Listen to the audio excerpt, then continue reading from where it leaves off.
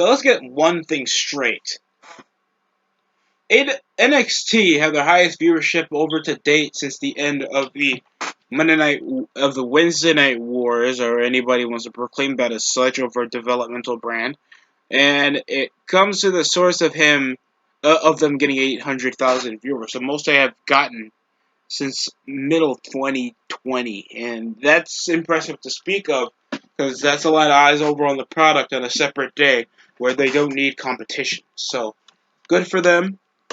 I don't think it was a good show, but if a lot of people had eyes on it, then they usually do while going back and forth for Dynamite. AEW NXT is going to be in the right direction, just being in a separate date. So AEW just AEW just wants to piss people off over the standpoint that they don't want to grow their image, and it fluctuates me how bad logic can be in a wrestling match, and I don't think people get how much logic means in a fight. They don't know that.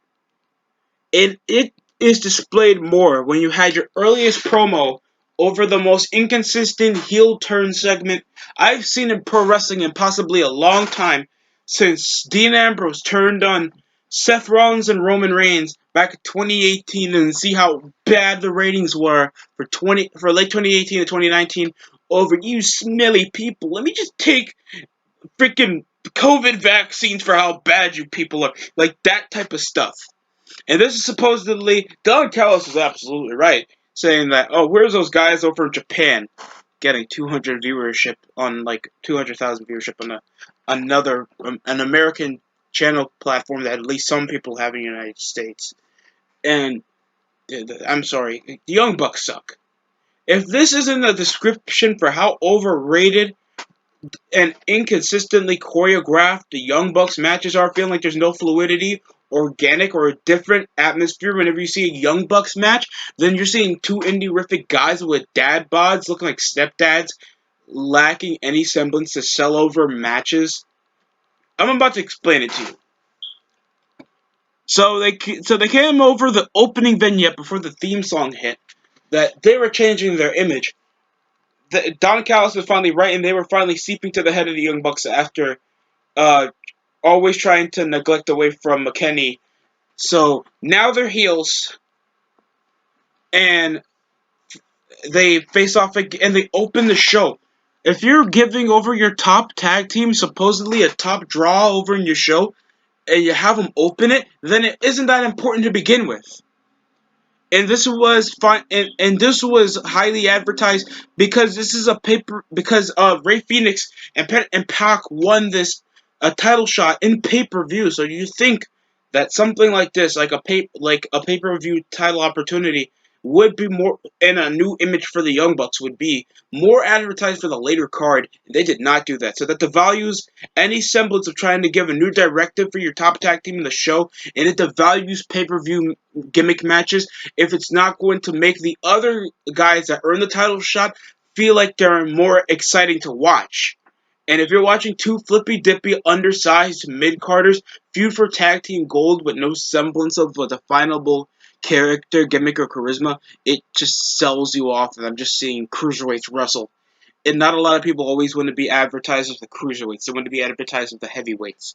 So, other than the 4-minute rant, let's go into this. Because this match was all over the goddamn place. This was the opening match, and when I said this before, I'll say it again. You're making a match to 5 to 15 minutes. Or 5 to 10 minutes for an opener, 10 to 15 minutes for a mid-card match, and at least 15 to 20 minutes for a main event. Or shorter, depending if it's a storyline. So, it's just not that bad of formatting. It's decent pacing. And the Death Triangle lost. There was a freaking... I have to say Death Triangle because it's Pac and Ray Phoenix. If it's Lucha Bros, it's Penta and Ray Phoenix. But they have Penta now, I guess, going on solo runs now. Then I'm a bit confused for. So, it was...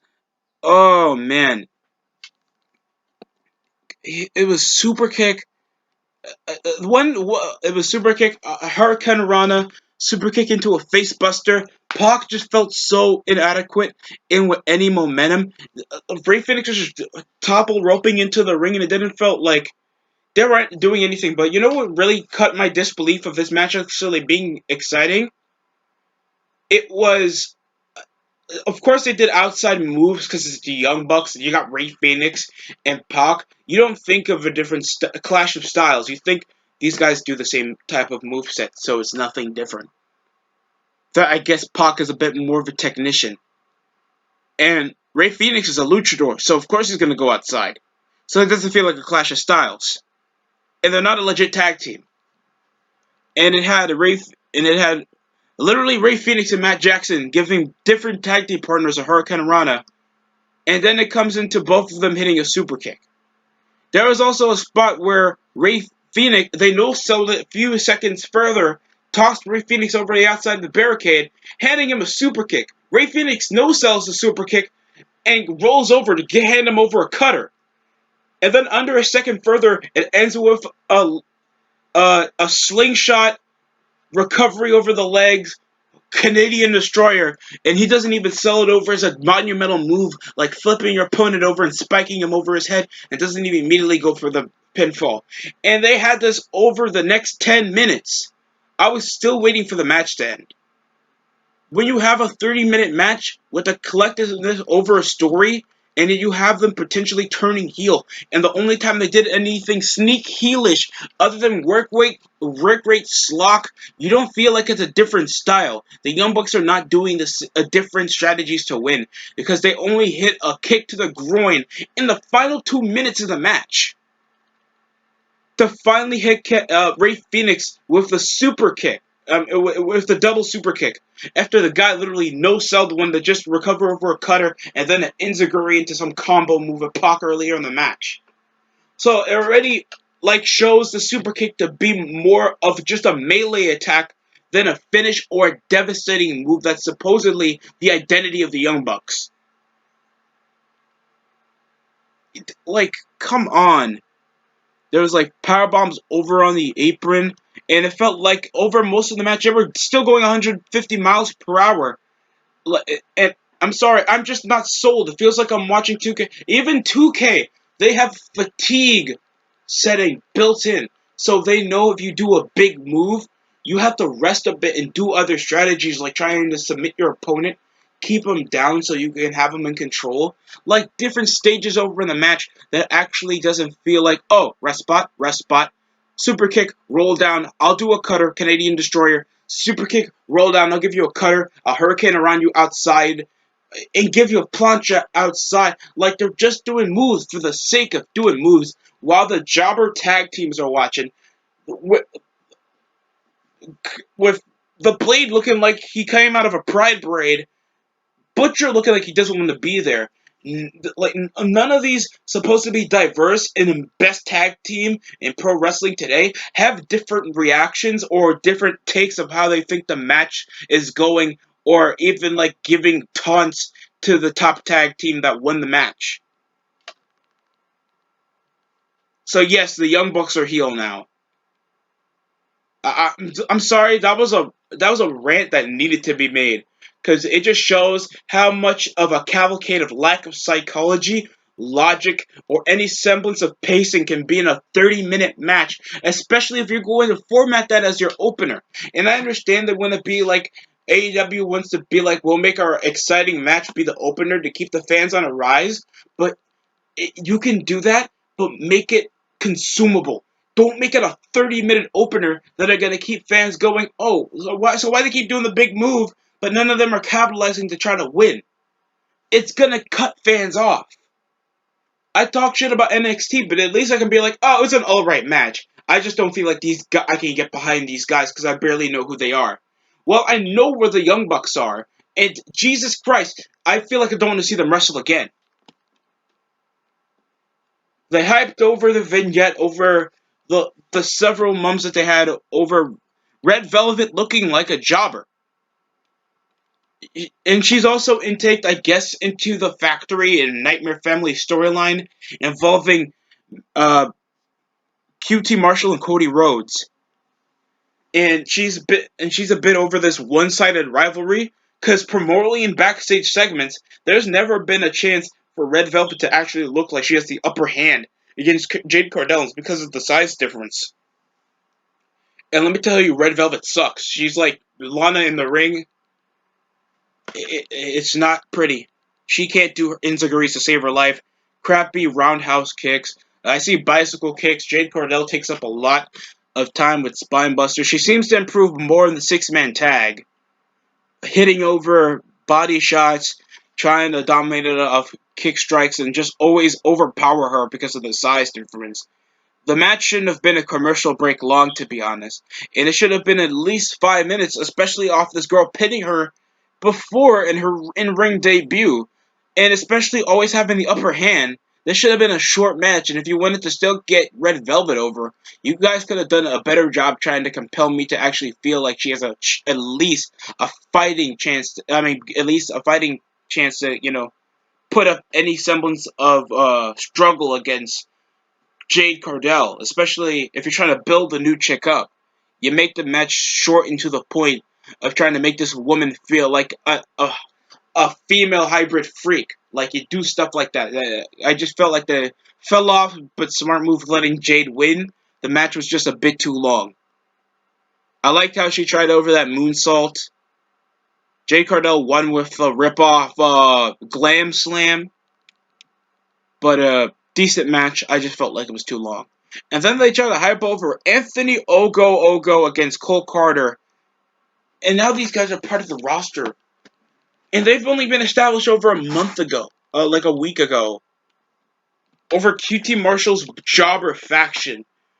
Now, I don't care about the storyline. I don't think AEW is that interested, have that much faith over the storyline. Now pushing, barely having established names over on the roster show up on free television. Then you add new guys that barely have enough vignettes, hype factor, or that much build over being trainees, going over Cody Rhodes. That's literally handing them over opportunities, and yet the trainees are the heels. I I can understand the story concept of this, but why couldn't it be QT Marshall and Dustin Rhodes turning heel on Cody, two of his brother and his closest friends, knowing that they're in the shadow and trying to get other guys over the Nightmare family to turn against him. Like that's a bit more compelling than this one jobber stepfather looking guy that looks like he's 40 even though he's 35 selling over these young guys that don't even know what Cody's doing, even though they're literally training in his facility,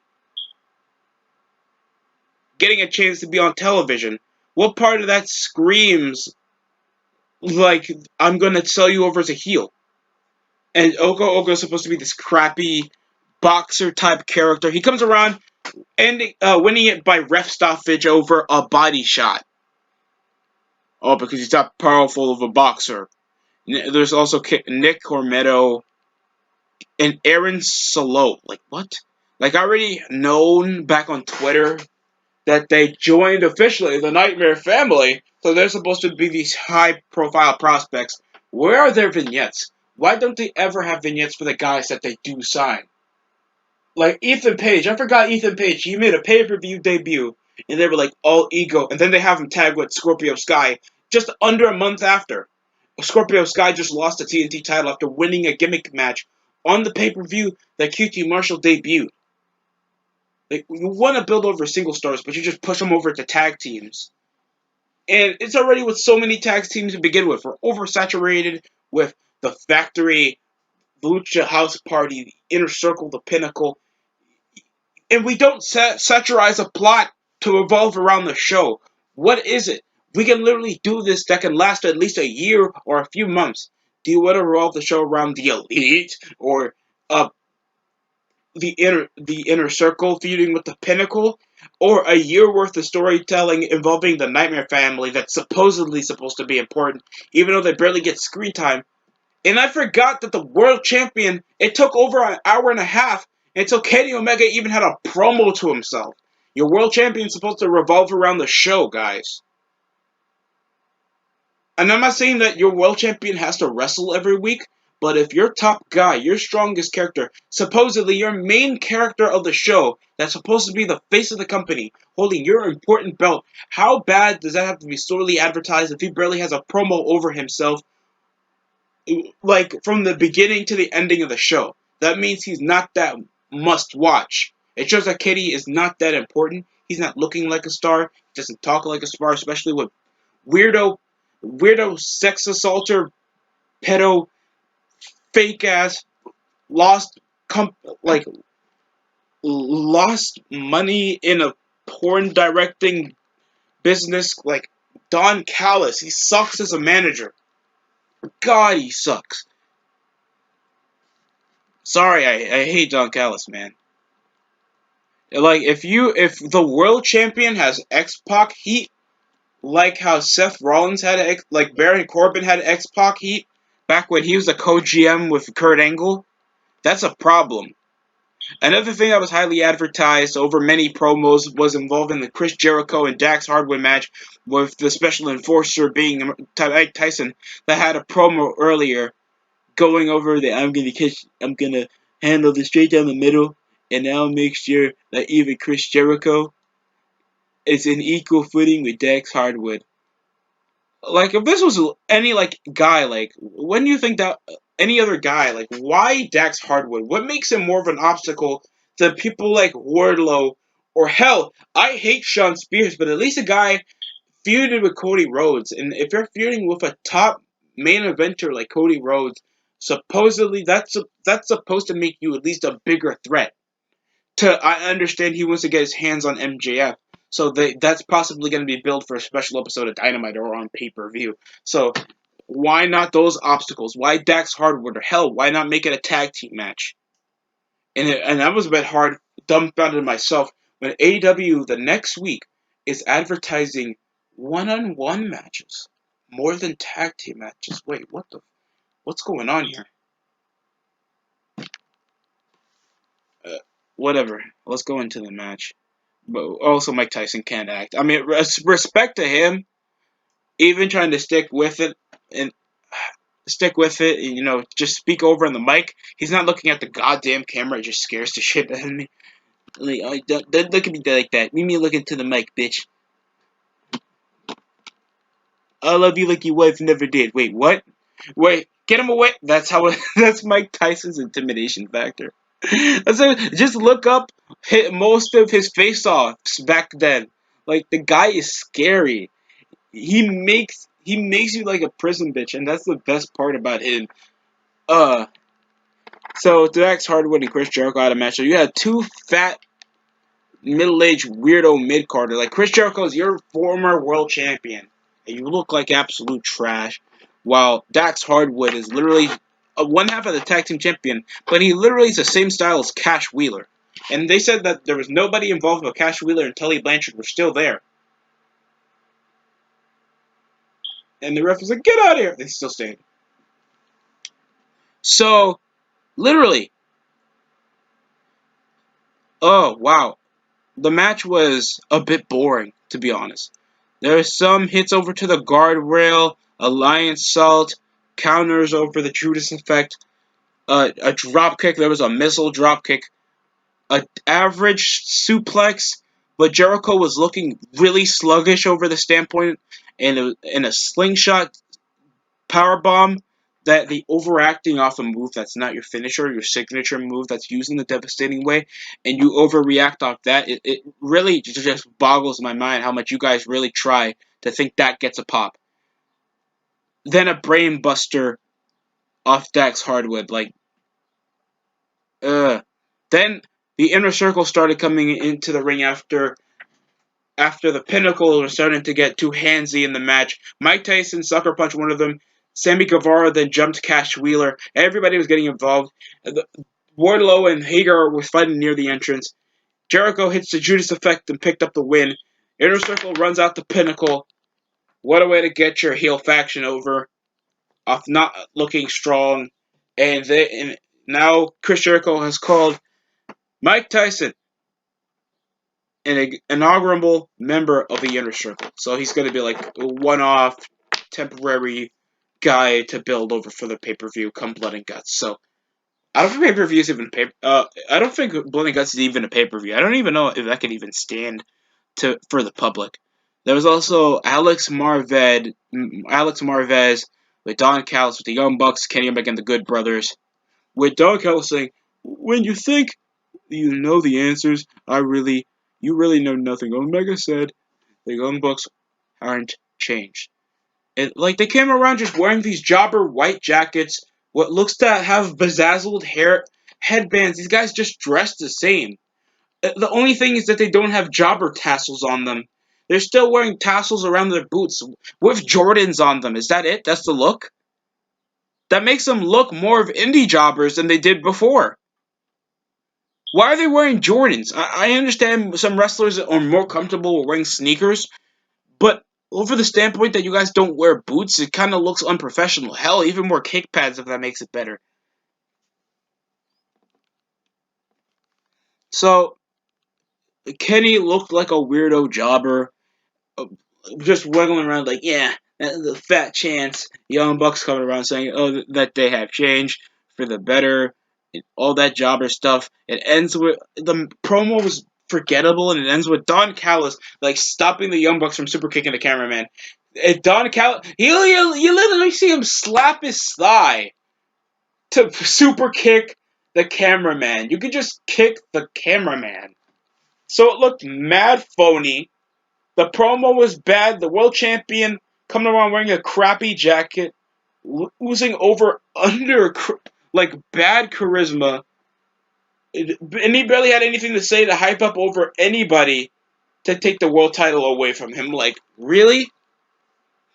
Like, I understand they're trying to advertise the Young Bucks heel turn, but it just felt so bad. Like, they just tried, uh,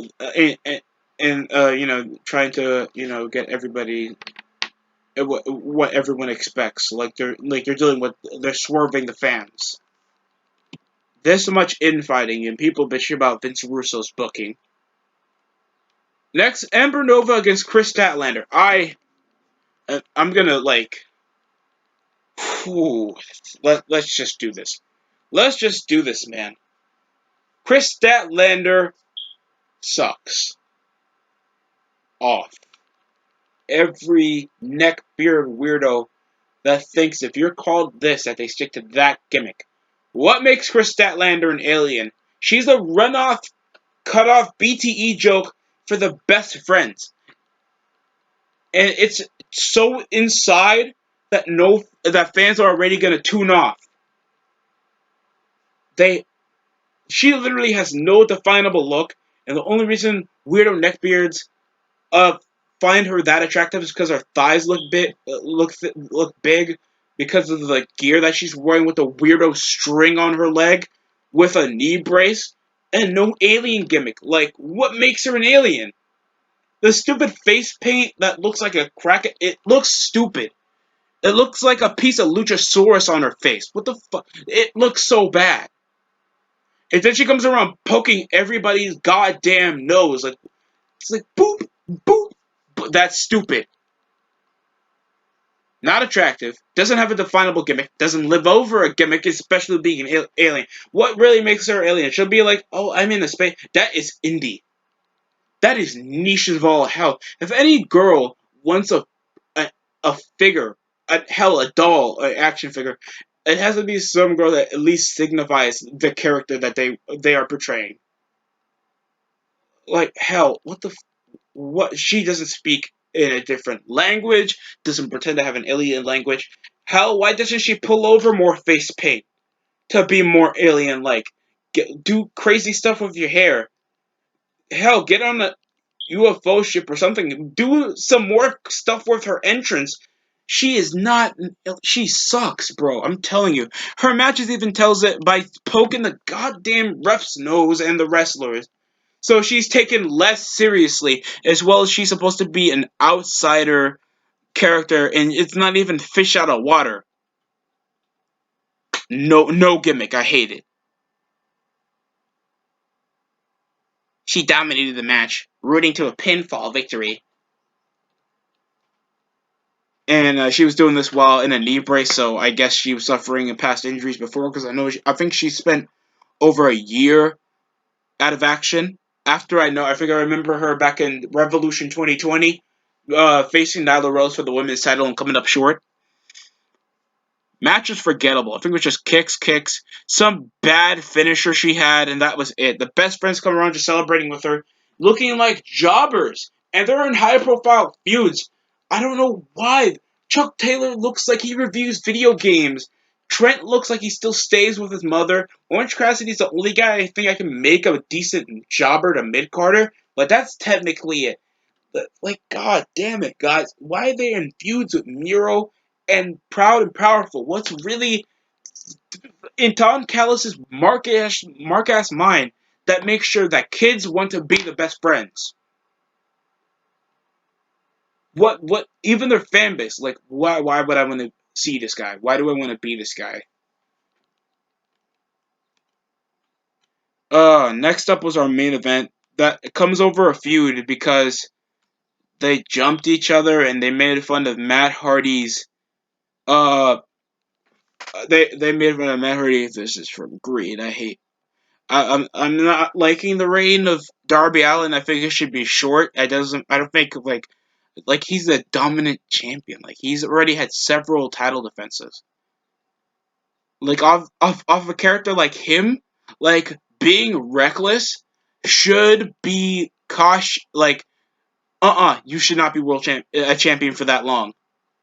By the way, they had like the Inner Circle crappy vignette, the Dark Order crappy vignette with John Silver just screaming around looking like a jobber. I'm just not a big fan of just Hangman there and they don't chill and they have no gimmick, so I can't take it seriously. I hope the Dark Order all suffer the same way John Hubbard. I'm joking, that's messed up, but still, you get the point. I obviously do. I'm not a big fan of the Dark Order. The Dark Order sucks. And our main event was a bit lackluster. I wasn't a big fan of the main event. I thought he could have just done this. Why didn't they bring the ladder into the ring? I thought it was a bit too overbooked. The underwhelming hit on the commentary table for the coffin drop was a bit sluggish and underwhelming, especially with most of the net with the Sting like beating out everybody, even though he's like a 6-year-old man with back problems that's just using a bat, like, bring it over here, like, here you go, kid. Like, I don't get it.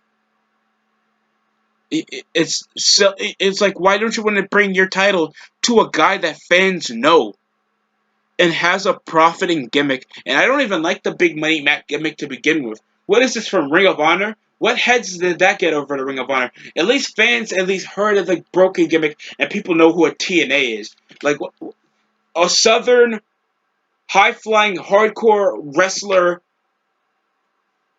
that means big money, that means entrepreneur, con artist. That makes no sense, and that does not fit Matt Hardy, in my opinion. He should have sticked over with the broken gimmick, even if it was going stale.